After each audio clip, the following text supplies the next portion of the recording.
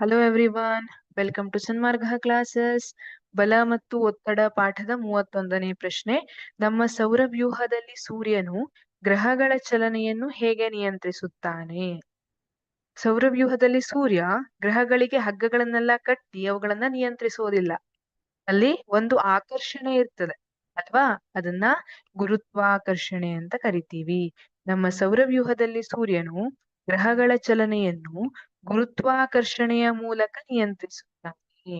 ಇದು ಪ್ರಕೃತಿಯ ಮೂಲಭೂತ ಶಕ್ತಿಯಾಗಿದೆ. ವಿಶ್ವದಲ್ಲಿ ಯಾವುದೇ ವಸ್ತು ಮತ್ತೊಂದು ವಸ್ತುವಿನ ಮೇಲೆ ಗುರುತ್ವ ಬಲವನ್ನ ತೋರಿಸ್ತದೆ. ನದಿ ನೀರಿನ ಕೆಳಮುಖ ಚಲನೆಗೆ ಕಾರಣವೇನು?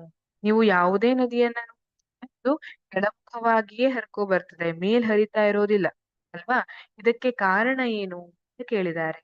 ಯಾಕೆ ಅಂದ್ರೆ ನದಿ ನೀರಿನ ಕೆಳಮುಖ ಚಲನೆಗೆ ಕಾರಣ ಭೂಮಿಯ ಗುರುತ್ವಾಕರ್ಷಣೆ. ಮತ್ತು ನೀವು ಈಗಾಗ್ಲೇ ಉತ್ತರವನ್ನ ಯೋಚಿಸಿದ್ದೀರ ಅಲ್ವಾ? ಸರಿ ಇದೆ, ನಿಮ್ಮ ಉತ್ತರ ಅದು ಗುರುತ್ವಾಕರ್ಷಣೆ. ಭೂಮಿ ಗುರುತ್ವಾಕರ್ಷಣೆಯನ್ನ ತೋರಿಸುತ್ತೆ. ಹಾಗಾಗಿ ನಾವು ಯಾವುದೇ ವಸ್ತುವನ್ನ ಮೇಲಕ್ಕೆ ಎಸೆದ್ರೆ ಅದು ಕೆಳಗೆ ಬಂದು ಬೀಳುತ್ತೆ. ಯಾಕೆ? ಗುರುತ್ವಾಕರ್ಷಣೆಯ ಕಾರಣ. ಇದೇ ಕಾರಣದಿಂದ ನದಿ ನೀರು ಕೆಳಮುಖವಾಗಿ ಹರಿಯುವಂಥದ್ದು.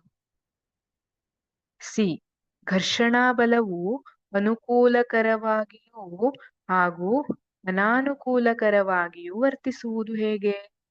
ನಿದರ್ಶನಗಳೊಂದಿಗೆ ಸಮರ್ಥಿಸಿ.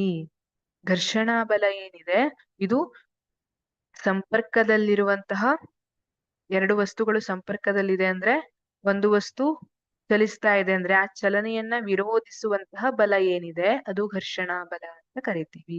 ಇದು ಅನುಕೂಲ ಕೂಡ ಹೌದು, ಅನಾನುಕೂಲ ಕೂಡ ಹೌದು ಅಂತ ಹೇಳಿದ್ದಾರೆ. ಮೊದಲು ಅನುಕೂಲವನ್ನ ನೋಡೋಣ. ಅನುಕೂಲಗಳು ಏನೇನಿದೆ? ಚಲಿಸುತ್ತಿರುವ ವಾಹನ ನಿಲ್ಲಲು. ಒಂದ್ ವೇಳೆ ಘರ್ಷಣೆ ಇರ್ಲಿಲ್ಲ ಅಂದ್ರೆ ವಾಹನ ಚಲಿಸ್ತಾ ಇತ್ತಲ್ಲ, ಅದು ನಿಲ್ಲಿಕ್ಕೆ ಆಗ್ತಿರ್ಲಿಲ್ಲ. ಇಲ್ಲ, ವಾಹನ ಚಲಿಸ್ಲಿಕ್ಕೆ ಆಗ್ತಿರ್ಲಿಲ್ಲ. ಯಾಕೆಂದ್ರೆ ಅಲ್ಲಿ ಘರ್ಷಣೆ ಇದ್ದಾಗ ಮಾತ್ರ ಎರಡು ವಸ್ತುಗಳನ್ನ ಒಂದು ಹಿಡಿತಾ ಇರ್ತದೆ. ಉರುಳುತ್ತಿರುವ ಚೆಂಡು ನಿಲ್ಲಲು ಅಲ್ವಾ? ನಾವ್ ಆಟ ಆಡ್ತಿರ್ತೀವಿ, ಚೆಂಡನ್ನ ಬೀಸಿಸ್ತೀವಿ, ಹೋಯ್ತಂದ್ರೆ ಹೋಗ್ತಾನೆ ಇದ್ರೆ ಅದು ಎಲ್ಲೂ ನಿಲ್ದೇ ಇದ್ರೆ ಅವಾಗ ಸಮಸ್ಯೆ ಅಲ್ವಾ? ಅದೇ ಉರುಳುತ್ತಿರುವ ಚೆಂಡು ನಿಲ್ಲಿಕ್ಕೆ ಅನುಕೂಲವಾಗಿದೆ. ದೋಣಿ ಹುಟ್ಟು ಹಾಕುವುದನ್ನು ನಿಲ್ಲಿಸಿದಾಗ ನಿಶ್ಚಲ ಸ್ಥಿತಿಗೆ ಬರುತ್ತದೆ.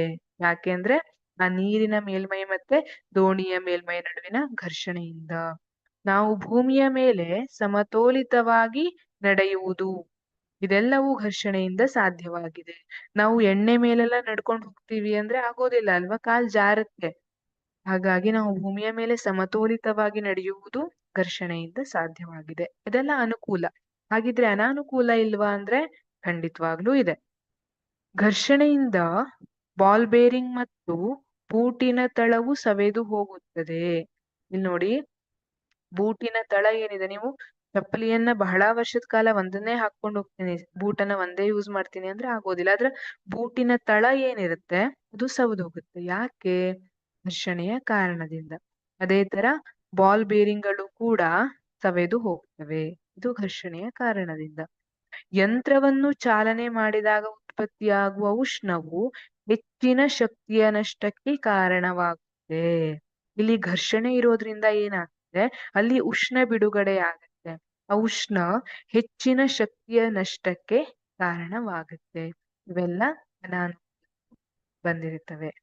Thank you.